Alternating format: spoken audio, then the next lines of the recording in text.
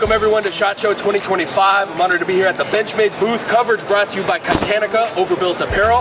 And we're here with Forged and Fired Doug Marcaida. And Tomas Alas from Tactical Tavern. And in this episode, we're talking about the Balisong. So without any further ado, let's cut it into it.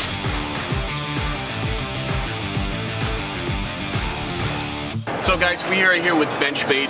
So I used to love the balisong. I was born and raised in the Philippines, used to play the balisongs in Barrio Batangas. But then again, when I got to the really professional feel of the balisongs, I've always had a Benchmade balisong. And today, we're going to talk about some ideas about the balisongs because it has become more than just a weapon, more than just the knives. There are a whole community out there of doing bali flies and all these aerials. I'm not for the aerials. I was taught basically you're going to use a balisong for cutting and whatever you got to do. But here are the features I love about the balisong. Number one, you don't need a sheath for a balisong. Number two, unopened, it is an impact weapon. So I can do all these motions without ever having to deploy the balisong, or at the same time in this particular grip, it's the same thing that I would do without ever cutting him.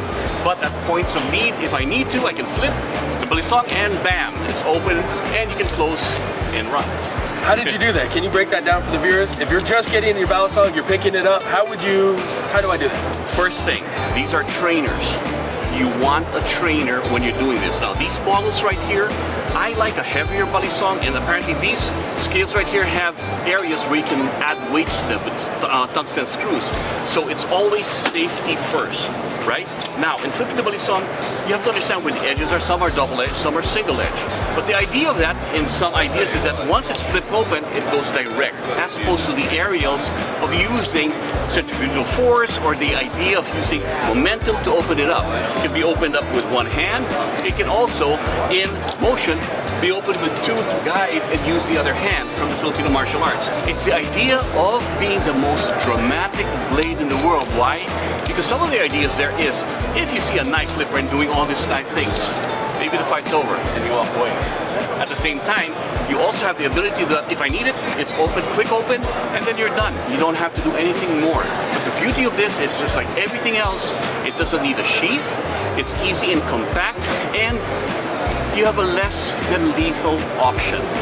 Meaning, I don't have to cut, I can use it as an impact tool, I can use it in different grips, but at the time of need, if I need to escalate that force, you can go into the edge part of it. Doug, can you show us how you would transition from an empty hand closed puño to being able to combat deploy it? Well, the simple deployment is to first you got to understand your tool, right? Once you understand tool, you got to understand how it functions. So there's a sharp side and there's a flip. I do a simple flip here, a simple flip, and I got to make sure that I'm able to do that. I didn't study the idea of that. I just know that when I'm flipping, you have to know that there's a thumb that's in the way and just take it out of the way. So as I'm doing a simple opening, as this comes around here, my thumb gets out of the way and then I'm there. So safety first. That's why I love trainers, because then once you start to understand, you're going to start to come out with all your different ways of just opening and closing, knowing where the edge in or edge out. Some people go, what happens if you're going to go pull a blade and the edge is out? It's a simple flip of the thumb. Now it's edge out this way, right? It's back edge in, it's back edge out. So looking at that, I may have it deployed with the edge in, and I can work to my advantage. If I need the edge out, starting off with edge in, the simple flip of the thumb, edge out, and you go. It's so much fun that I can do it with a single hand, but you can see there's always the buddy that comes around with it to help it out.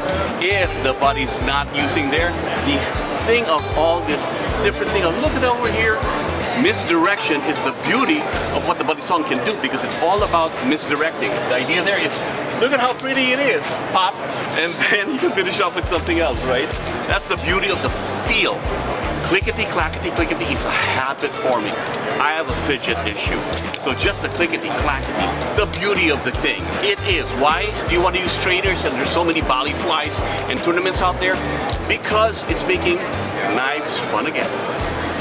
Doug, thank you so much for this insightful tutorial. If you guys want to see more, stay tuned to Sharp Talk. And Doug, with that being said, thanks to our sponsors, Titanic, Ballistic Dummy, and Patriot Tactical for bringing the SHOT Show coverage to you.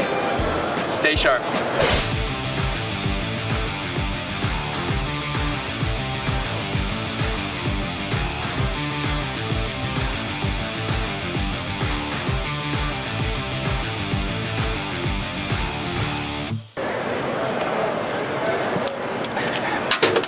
Disarm.